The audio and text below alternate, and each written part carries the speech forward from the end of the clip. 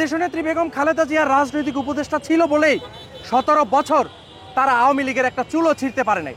ফজলুর রহমান যে ধরনের কথাগুলো তারা বলার চেষ্টা করে সেই ধরনের কথা আমরা ওবায়দুল কাদের যে পলক এরা আছে যারা এখন জেলে তাদের রিফ্লেকশন আমরা দেখতে পাচ্ছি এই ফজলু।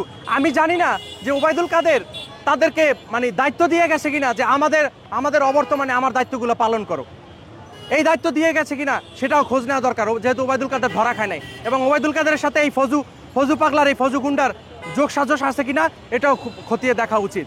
নইলে এ ধরনের কথা সে বলতে পারে না, এবং সে বলবে নাই বা কেন?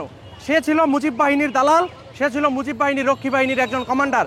সে কিভাবে আপনি জানেন এখনো বীরদর্পে বলে, সে মানে দাম্ভিকতার সাথে বলে সে কিভাবে বিহারি গণহত্যা চালিয়েছে, তাদেরকে কিভাবে নৃশংসভাবে হত্যা করেছে, সে কিন্তু সেটা এখনো ন্যাশনাল মিডিয়াতে যে বলে। ফজলুর রহমানরা যেভাবে দাঁত খিচিয়ে এই টকশোগুলোতে বলার চেষ্টা করে যে আমরা রাজাকার, আমরা কালো শক্তি, ঠিক একইভাবে এই আওয়ামী লীগের সাধারণ সম্পাদক এই ওবায়দুল কাদের ওরফে কাউয়া কাদের সেও এইভাবে আমাদেরকে কিন্তু রাজাকার হিসেবে ফ্রেমিং করেছিল 2024 সালে।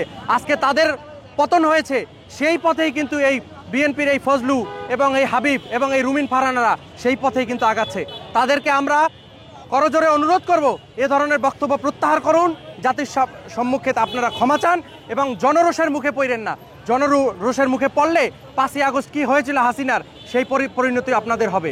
আওয়ামী লীগের যারা ছিল মাতাল এবং গুন্ডা টাইপের তাদের রিফ্লেকশন আমরা দেখতে পাচ্ছি এই ফজলুর রহমান, হাবিবুর রহমান হাবিব এবং হচ্ছে ব্যারিস্টার রুমিন ফারহানা, এদের মধ্যে আমরা হচ্ছে এই যে প্রতিচ্ছবিগুলো আমরা লক্ষ্য করি। এরা দেখেন আওয়ামী লীগ যেভাবে দাম্ভিকতার সাথে যে ধরনের কথা বলতো এবং তারা বীরদর্পে যেভাবে মানুষকে উস্কে দিত, ঠিক সেই একইভাবে তারাও এইভাবে উস্কে দিচ্ছে। বিএনপির এই যে ফজলুর রহমান, এই হাবিবুর রহমান হাবিব, তারা একইভাবে উস্কে দিচ্ছে। আমরা তাদেরকে অবশ্যই বলবো যে বিএনপি থেকে তাদেরকে অবশ্যই বহিষ্কার করতে হবে। গত 1 বছর ধরে যে সে উদ্ভট মন্তব্যগুলো করছে এবং ন্যাশনাল মিডিয়ায় করছে, এটা বিএনপির কেন্দ্রীয় নেতারা তাদের মানে চক্ষুগোচর হয় নাই যে তারা এখন কেবলমাত্র শোকজ দিয়েছে। আমরা এই শোকজকে প্রত্যাখ্যান করছি। তাকে অনতিবিলম্বে, বারবার একটা কথা পরিষ্কার করে বলছি, তাকে অনতিবিলম্বে তাকে বহিষ্কার করতে হবে। এবং আমি একটা জিনিস ভেবে অবাক হই যে সে দেশনেত্রী বেগম খালেদা জিয়ার এর মতো একটা মাতাল, এর মতো একটা মানে পাগল, এর মতো একটা গুন্ডা বদমাইশ লোক কিভাবে দেশনেত্রী বেগম খালেদা জিয়ার রাজনৈতিক উপদেষ্টা হয়। এরা দেশনেত্রী বেগম খালেদা জিয়ার রাজনৈতিক উপদেষ্টা ছিল বলেই 17 বছর তারা আওয়ামী লীগের একটা চুলও ছিঁড়তে পারে নাই। প্রতিটা আন্দোলন সংগ্রাম, তাদের রক্ত ঘাম গুম মামলা হামলা সমস্ত কিছু জ্বলে গেছে। শুধুমাত্র এদের মতো এই মুজিব চোদ এবং এই আওয়ামী চোদ এবং হাসিনা চোদ, এদের কারণে এই সম্পূর্ণ তাদের যে আন্দোলন সংগ্রাম রক্ত ঘাম সব বিফলে গেছে।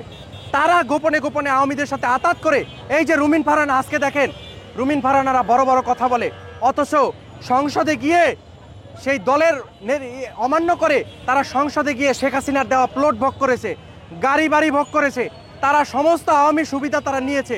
তারা এখন বড় বড় কথা বলে এবং বুলি আওড়ায়। তাদের এই ধরনের ন্যাক্কারজনক কর্মকাণ্ড আমরা অবশ্যই ঘৃণাভরে প্রত্যাখ্যান করি।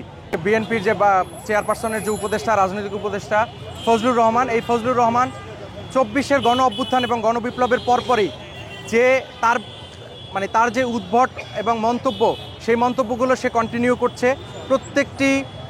প্রতিটি টক শোতে মিডিয়ার সামনে সর্বসময় বলার চেষ্টা করে যে আমরা জুলাই অভ্যুত্থান যারা সংগঠিত করেছে তারা হচ্ছে জুলাইয়ের কালো শক্তি হিসাবে আমাদেরকে আখ্যা দিয়েছে। এবং সে বারবার প্রতিটি আপনার টক শোগুলোতে বলার চেষ্টা করে যে আমরা হচ্ছে জুলাইয়ের রাজাকার। তাই সে বারবার বলার চেষ্টা করে আমরা রাজাকারকে নাকি মনে প্রাণে ধারণ করি। আমরা যদি রাজাকারকে মনে প্রাণে ধারণই করতাম তাহলে কিন্তু জুলাই সংগঠিত হতো না, আমাদেরকে সবাইকে গুলি করে শেখ হাসিনা মেরে ফেলতো। আমরা সেই 14ই যে জুলাই, সেই জুলাইয়ে যে সবাই তুমিকে আমিকে রাজাকার বলে যে ফেটে পড়েছিল, সেটা মূলত ছিল একটা স্যাটায়ার, একটা স্লোগান।